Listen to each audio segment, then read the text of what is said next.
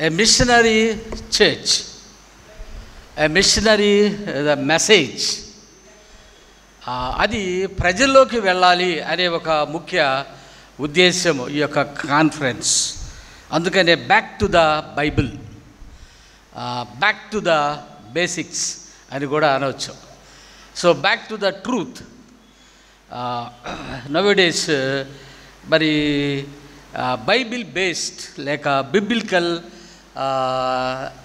Base అయిన వాక్యాలు మనము చూడలేకపోతున్నాము. మరి ఈ కాన్ఫరెన్స్ ద్వారా దేవుడు ఒక ప్రత్యేకముగా ఈ యొక్క దైవజనుల ద్వారా మరి అసలైన పని ఏమిటి, మనము ఎందు నిమిత్తము రక్షించబడినాము, దేవుడు ఎందుకు మనలను రక్షించుకున్నాడు, మనలను మనము పోషించుకోవటానిక కాదు, కాదు. అయితే దేవుని యొక్క పరిచర్య చేయటానికి. మరి ఈ యొక్క కాన్ఫరెన్స్ యొక్క ముఖ్య థీమ్ కూడా అదే.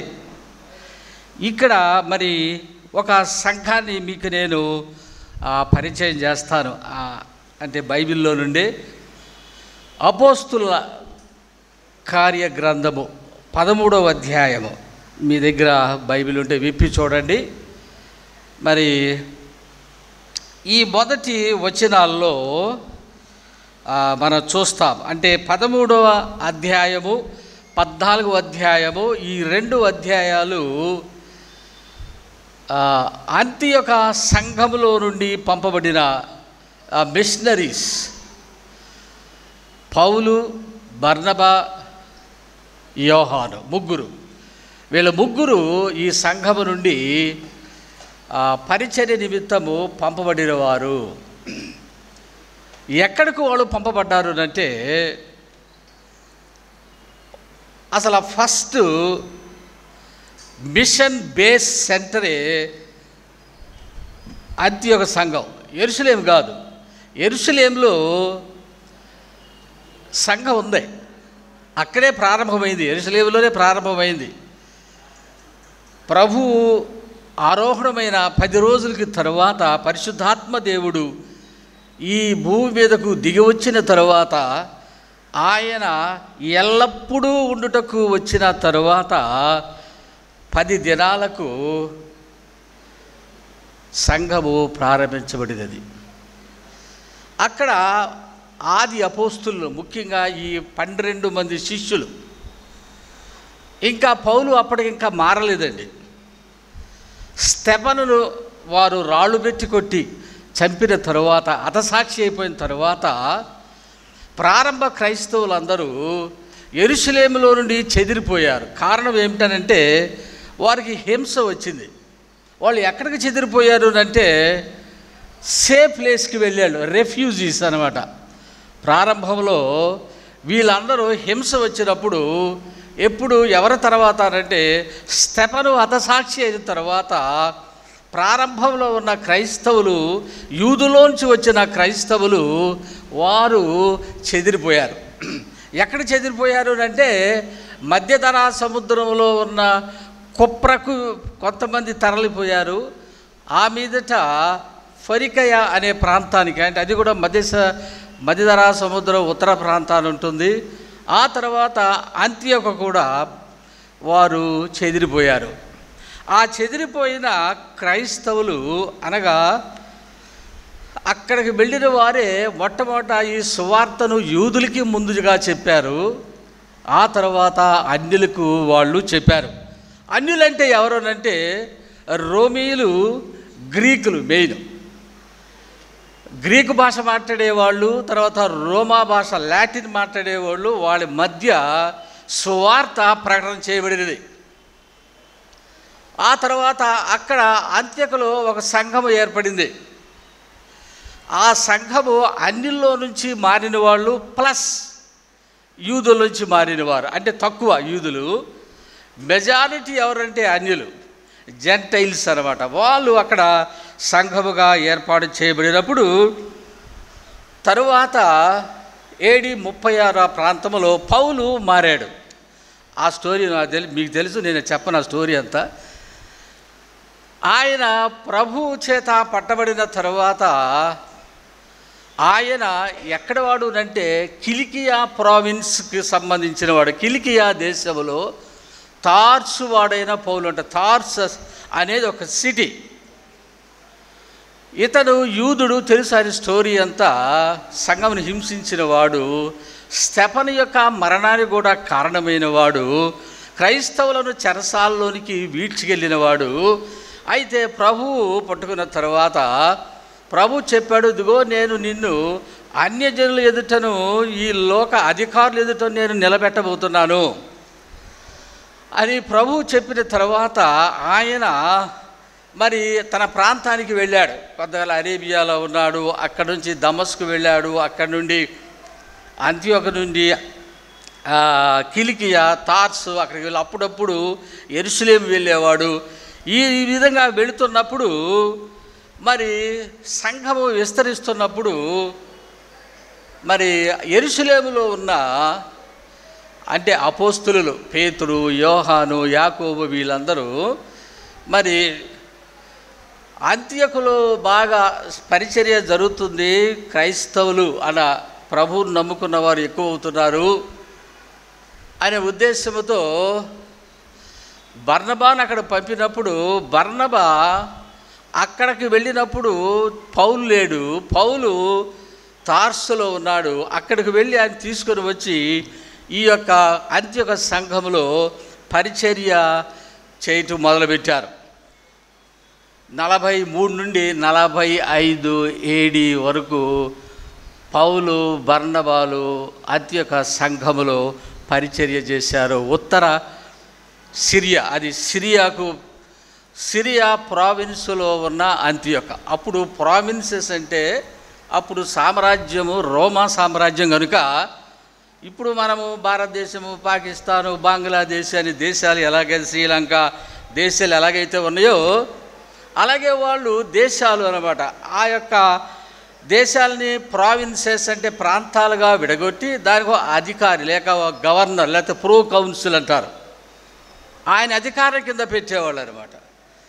ఈ ప్రాంతాల్లో ఏమున్నవి అంటే ఎక్కువగా సునగోగులు ఉన్నాయి. ఇంకా అక్కడ ఏమి లేవు, అంతా కూడా సునగోగులు, అన్యులు అంతవరకే. ఎప్పుడైతే ఈ మిషన్స్ స్టార్ట్ అయినాయో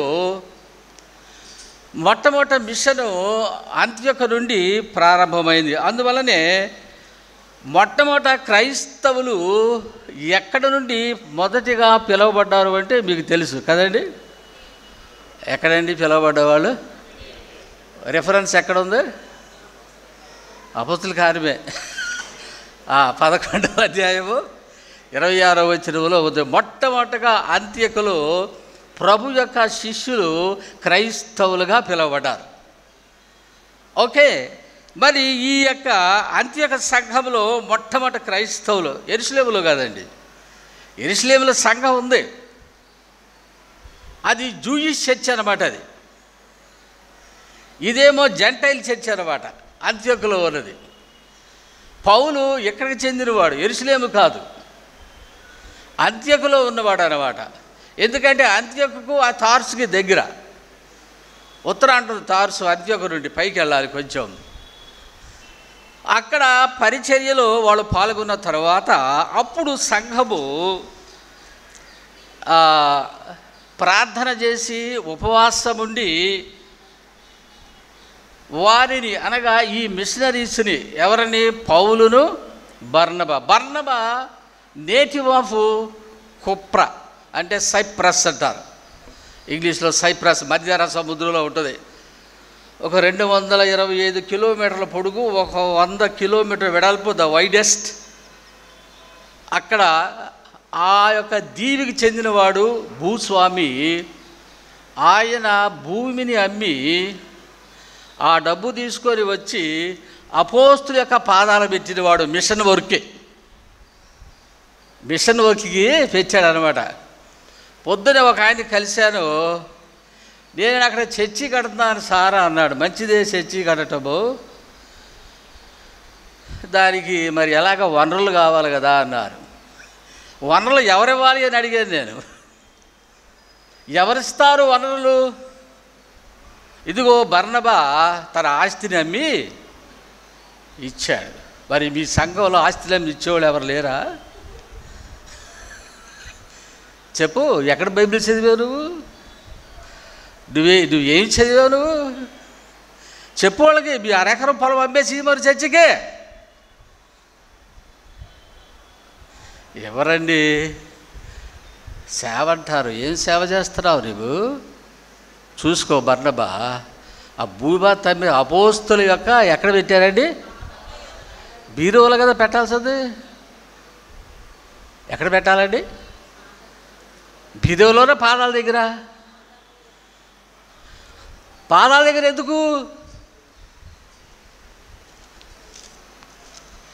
సువార్త చెప్పు పాదములు సుందరమైనవి. మరి పాదాలతో కదా నేను బయటికి వెళ్ళవలసింది. ఈ డబ్బంతా దేనికి?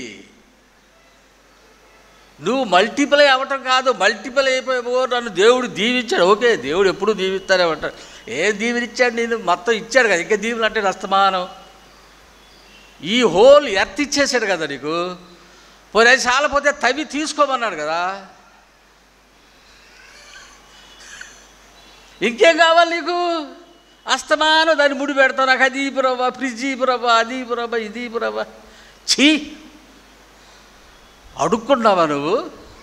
ఆయన అన్ని ఇచ్చేసాడు కదా. నేను చెప్పాను బర్నబాను ఫాలో అవ్వండి. చాలా విషయాలు చెప్పాలంటే బర్నబాను ఫాలో అవ్వండి. బర్నబా ఏం చేశాడు అంటే ఇచ్చేసాడు డబ్బులన్నీ తీసుకొచ్చి పాదాల దగ్గర పెట్టి సువార్త అదనమాట. అందువల్లనే సంఘము ఎవరిని పంపించింది పరిచర్య కొరకు? బర్నబా మెయిన్, తర్వాత పాల్. పాల్ కంటే ముందు మారినవాడు బర్నబా, తర్వాత పాల్ మారాడు.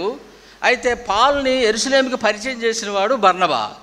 అందువల్ల వీళ్ళిద్దరు కలిసి ఇంకొక వ్యక్తి ఉన్నాడు, యంగ్ మ్యాన్ జాన్ మార్కు. ఆయన రిలేటివ్ ఆఫ్ బర్నబా, యెరూషలేము నుంచి వచ్చాడు ఆయన. సో వీళ్ళు ముగ్గురి టీముగా చేసి అంత్యొక సంఘము వారి ఉపవాసుని ప్రార్థన చేసి పంపిందట. ఎక్కడికి పంపారు? ముందు కుప్ర అయ్యిందే కదా, ఎవరిది? బర్నబాది. అక్కడికే ప్రయాణం కట్టారు. ఎక్కడి నుంచి ప్రయాణం కట్టారు అంటే ఎవరు పంపారు వాళ్ళని? నా ప్రశ్న ఏంటంటే ఎవరు పంపారు? First missionary church Antioch, world missions కూడా అక్కడే ప్రారంభమైనాయి. ఈ ప్రపంచానికి సువార్త అందజేయటం అక్కడి నుంచే ప్రారంభమైంది. అదే మిషన్ చర్చ్, అదే అంతియోక చర్చ్. మొట్టమొదటిగా క్రైస్తవులు అక్కడి నుంచే పిలువబడ్డారు, అంత్యోక నుంచే పిలువబడ్డారు.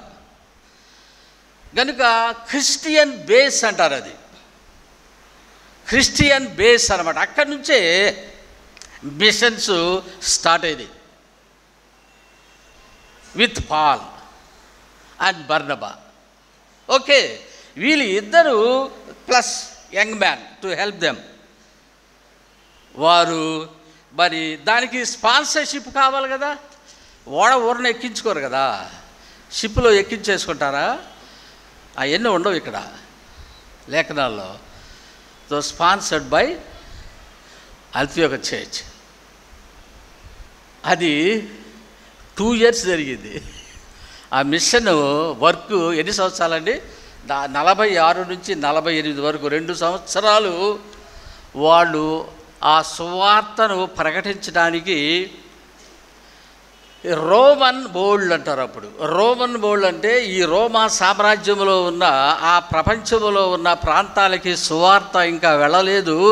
అక్కడ పరిస్థితి ఎలా ఉందనంటే అంతా కూడా ఐడోలటరీ, అఫ్రోదైత్ దేవత, Greek gods, Roman gods, temples, shrines అంటే బలిపీఠాలు, ఆల్టర్స్. ఇది ఆ ప్రపంచ పరిస్థితి అలా ఉన్నది. ఇప్పుడు వారి మధ్యకి ఎవరు వెళ్ళాలి అంటే ఇదిగో ఈ సంఘము తయారు చేసి వారిని పంపుతున్నది, ద మిషనరీ చర్చ్. సో అలాగా మరి మీ సంఘము కూడా ఒక మిషనరీ విజన్ కలిగి సువార్తను ప్రకటించడానికి ఒక టీముగా మీరు పంపాలి. ఏదో ఆదివారం ఆరాధనతోనే సరిపెట్టుకొని శుక్రవారం శనివారాలలో ఏదో ఉపవాస ప్రార్థనలతో మీరు సరిపెట్టుకుంటే సరిపోదు, కానీ it should become a missionary church. Back to the Bible యొక్క థీమ్ కూడా అదే, the mission based, mission centred church. Antioch follow అవ్వాలి. దానికి ప్రొవిజన్స్ దేవుడు ఏర్పాటు చేశాడు. ఫారెన్ మిషన్స్ అక్కడే స్టార్ట్ అయింది. Who started this? The church.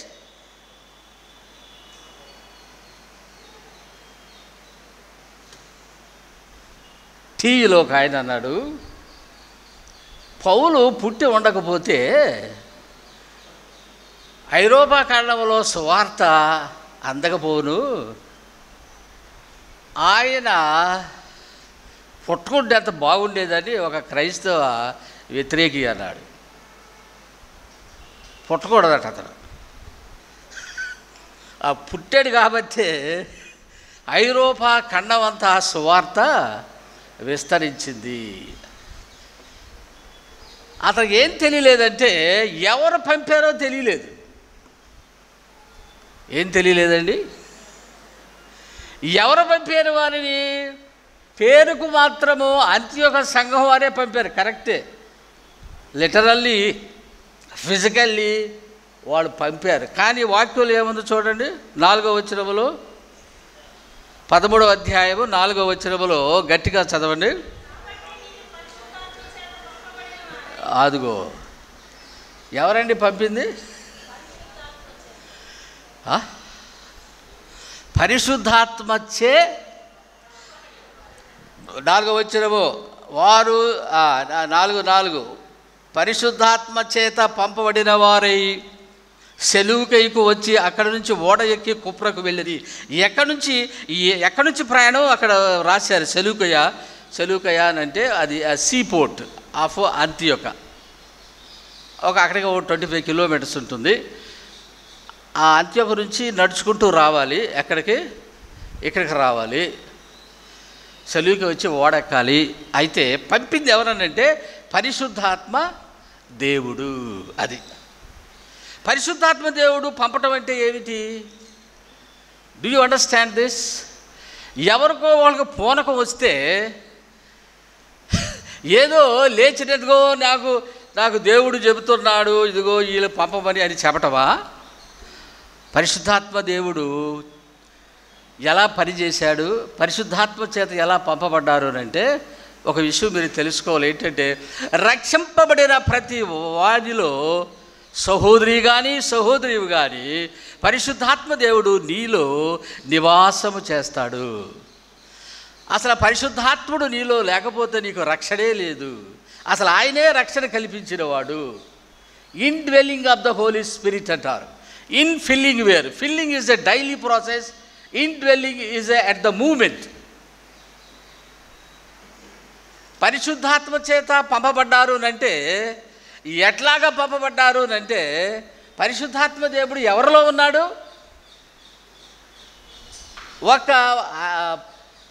అంటే పౌలు, బర్నబా, జాన్ ద మార్కులోనే ఉన్నాడా ఆయన? లేకపోతే అందరిలో ఉన్నాడా?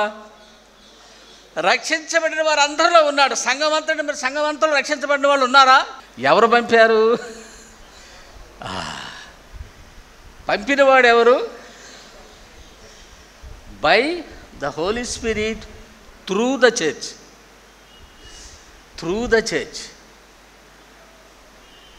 By grace through faith we have been saved. అర్థమవుతుందా? ఆ విధంగా పంపినప్పుడు వాళ్ళు ఎక్కడ ఎంటర్ అయ్యారు అంటే సలామీస్ అని ఉంది. ఏ మిస్ అయినది? సలామీ అంటారు, ఇంగ్లీష్లో సలామీస్ అంటారు. 2 days sleeping in the ship. 2 రోజులు నిద్రపోయి సెలూకై నుంచి సలామీ రావాలి అంటే 2 రోజులు నిద్రపోవాలి. మాకు 2 రోజులు నిద్రపోయిన తర్వాత బుర్రపోయి ఎక్కడో మళ్ళీ అంత్యోకులకు వెళ్ళిపోద్ది. It's a mission zeal. వాళ్ళు పంపబడినవారు. 2 సంవత్సరాలు missionary activities, missionary tour for 2 years. బయలుదేరి వెళ్ళినప్పుడు సలామీలో వాళ్ళకి ప్లాట్ఫామ్ ఎక్కడ, మార్కెట్ ప్లేస్లు అన్నా చెప్పాలి సువార్త, లేదనుకుంటే వాళ్ళు యూదులు కనుక అక్కడున్న సమాజ మందిరంలో ఉన్న ఈ పెద్దలు అనగా ఈ జూయిష్ లీడర్స్ పౌల్ని ఆహ్వానించి, ఎందుకంటే పౌలు ఏ లెర్నర్ మ్యాన్, బాగా చదువుకున్నవాడు, ధర్మశాస్త్రంలో బాగా పటిష్టమైన పట్టుదల కలిగి నేర్చుకున్నవాడు, తర్వాత ఆ లేఖనాలను పరిశోధించిన వ్యక్తి, గమలీయేలు పాదాల యొద్ద నేర్చుకున్న వ్యక్తి యెరూషలేములో గనుక ఆయనే మరి రక్షణ పొందాడు అనగా ప్రభువుని అంగీకరించాడు. ఆ విషయాన్ని చెప్పడానికే ఆయన బయలుదేరాడు. అది ఎవరికి చెప్పాలి మొట్టమొదటంటే అక్కడున్న సోర్సెస్ ఏంటంటే, అక్కడున్న ప్లాట్ఫామ్ ఏంటంటే జూయిష్ కమ్యూనిటీస్. అక్కడ క్రిస్టియన్ చర్చెస్ లేవు అప్పుడు. ఇట్స్ ఓన్లీ జూయిష్ అంటే అంటే సినగోగ్ అంటారు, సమాజ మందిరాలు అంటారు అన్నమాట.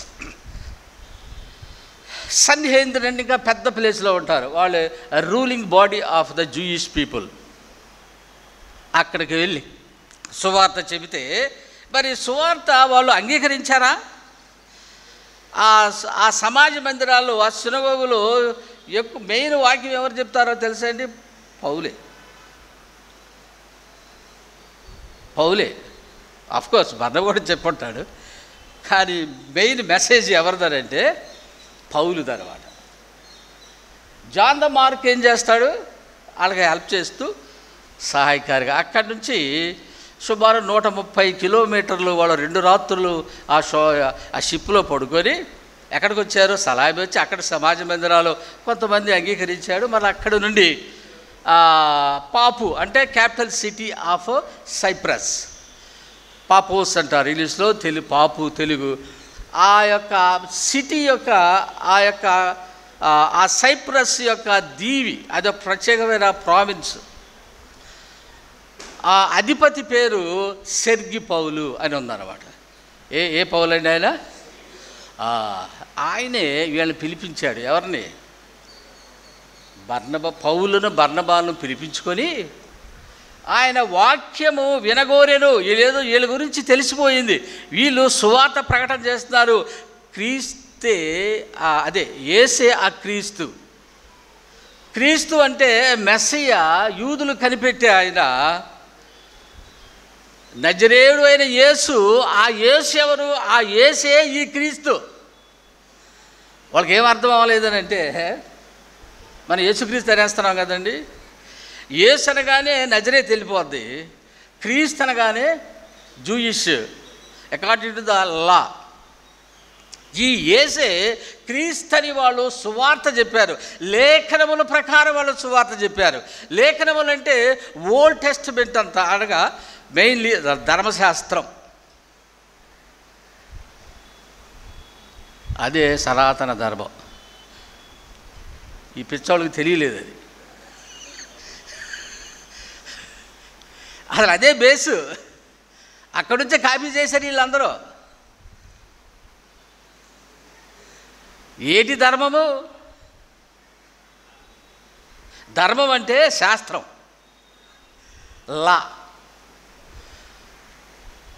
భౌతిక శాస్త్రం, గణిత శాస్త్రం, పౌరశాస్త్రం, రసాయనిక శాస్త్రం, ఎన్ని శాస్త్రాలు మీకు తెలుసండి. ధర్మశాస్త్రం అంటే ఏముంటాయి? ధర్మశాస్త్రంలో ఆజ్ఞలు అంటే కమాండ్మెంట్స్, తర్వాత ఆర్డినెన్సెస్ కట్టడలు, 3 జడ్జిమెంట్స్ విధులు, స్పిరిచువల్ కోడ్, తర్వాత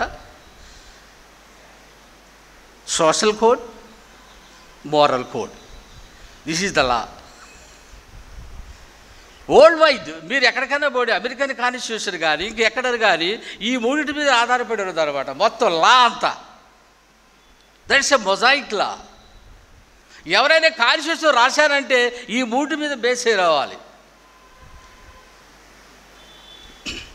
మోరల్ వాల్యూస్ ఉండాలి, స్పిరిచువల్ వాల్యూస్ ఉండాలి, సోషల్ వాల్యూస్ ఉండాలి. ఇవన్నీ కలుపుకుంటే అప్పుడు అది లా. ఆ లాని వాళ్ళు బోధించేసి క్రీస్తుని వారికి చూపించి అక్కడ మరి వారు సువార్తను చెప్పారు. ఆ యొక్క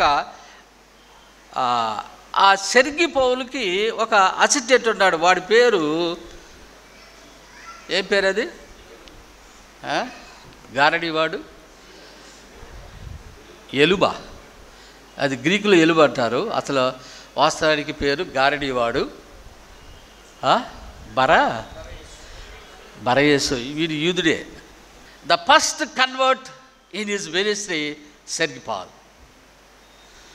ద ఫస్ట్ అపోజిషన్ ఈజ్ బరయేసు.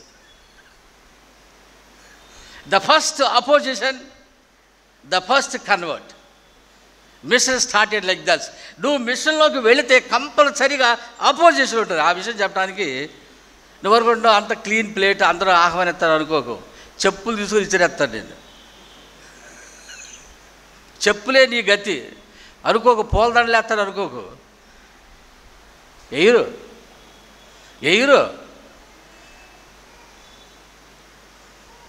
బొబ్బిల్లో మా సూట్ కేసులు లోపల పెడితే మేము బజార్కి వెళ్ళి వచ్చేలో మా సూట్ కేసులు రోడ్డు మీద ఉన్నాయి.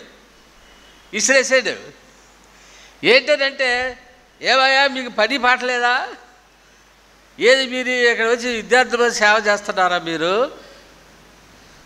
వాళ్ళ కూతురు పాపం ఏడ్చేత అన్నలో ఏలాగైపోయింది. ఏం బాధపడద్దమ్మా, నువ్వేమీ అనుకోవద్దు, మేమేమి అనుకో. అది శుభ్రంగా ఏరేసుకొని ఎక్కడెక్కడే పడిపోయేది టూత్పేస్ట్లు, బనియన్లు అవి అవి వేసుకొని ఆ స్కూల్లోకి వెళ్ళిపోయి ఉన్నాం. సాయంత్రం మీటింగ్ పెడతాం. మేము మేము తగ్గం. First opposition, the first convert. Opposition ఉంటుంది. ఈ అపోజిషన్ ఏం చేశాడంటే విశ్వాసంలోంచి తొలగించటం. అది చూసారా? అయితే పౌలు అప్పుడు కోపంగా ఉన్నాడు కదా, వెంటనే బాగా తేరి చూశాడు. Straight look. ఏమి శపించాడో తెలుసా అండి? ఆ ఓడ్స్ ఉండి ఎక్కడ సాతాను కుమారుడా బట్టబడదు. తర్వాత సమస్త కపటముతోనూ దుర్నీతితోనూ నిండినవాడా, దుర్నీతికి విరోధి, నీవు దేవుని యొక్క తిన్నని మార్గములను నీవు చెడగొట్టేవాడు. నీవు టైటిల్స్ చూడండి ఎలాగోనయ్యా. ఇలాంటి వాళ్ళు అందరూ ఉంటారండి. నువ్వు సువార్త చెబితే మాత్రం లేదు మీ అందరూ బాగా ఉండడం అంటే ఇంక అది వేరే. అది అది అది రాజీ పడిపోతాడు. దెర్ ఈజ్ అపోజిషన్ వస్తుంది. ఎక్స్పెక్ట్ చేయి. సువార్త మరి ముందుకు తీసుకొని వెళ్ళు. దేవుడు నిన్ను నన్ను అదే విధానములోనికి పిలిచాడు. మొట్టమొదట అపోజిషన్. సో రెండు ఉంటాయి, గుర్తుపెట్టుకోండి. ప్రిపేర్ అవ్వండి. Thank you. God bless you.